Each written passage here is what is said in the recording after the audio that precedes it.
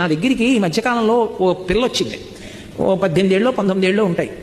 ఆ అమ్మాయి నాతో ఏదో మాట్లాడుతూ, పాపం మీ ఉపన్యాసాలు వింటానండి, అది ఏదో చెప్తాను, చాలా సంతోషం అమ్మా, ఏం చదువుకుంటున్నావు, ఏదో చెప్పింది, ఫలానా చదువుకుంటున్నాను, ఏం చేస్తుంటావు ఖాళీ సమయాల్లో అని అడిగాను. హాస్పిటల్లో ఉంటానండి, నేను తెల్లబోయాను. హాస్పిటల్లో ఎందుకని అడిగాను. అడిగితే అమ్మాయి ఏంది, నేను చదువుకున్నాను కదండి, చదువు రాని వాళ్ళు పాపం చాలామంది వస్తారండి, వాళ్ళకి ముందు చిన్న కాగితం ఇచ్చి పేరు అవి రాయమంటారు, వాళ్ళకి వ్రాయడం కూడా రాదండి, అవతల జబ్బుతో ఉన్న వాళ్ళు వస్తారు, అప్పుడు ఆ కాగితం నింపించుకోవడానికి ఇబ్బంది పడుతుంటారు. 2, అయితే పసిపిల్ల కొంట్లో బాగోలేదా, ఇదిగో ఫలానా వార్డుకి వెళ్ళంటారు, వాళ్ళకి ఆ వార్డు నెంబర్ చదవడం రాదు, ఏదో 17 అని ఉంటుంది అక్కడ, 17 అని, అది చదువుకోవడం రాదు, ఆ వార్డు పేరు చదవడం రాదు, ఆ రాసిన డాక్టర్ గారు ఎవరో ఆయన పేరు చదువుకోవడం రాదు, అక్కడికి వెళ్ళడం రాదు.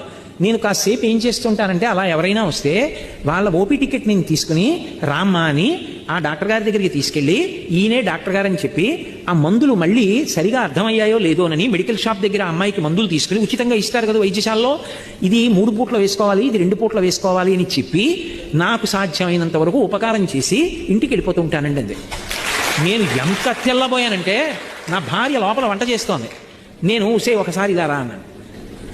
కోటేశ్వరరావు గారు ఉపన్యాసాలు చెప్పాడు, లోకాన్ని ఉద్ధరించాడంటాడు అంటారు, ఈ అమ్మాయి అరికాళ్లకున్న మట్టి తీసి నా నెత్తి మీద చల్లుకోవడానికి నాకు అధికారం ఉందే అని అడిగారు.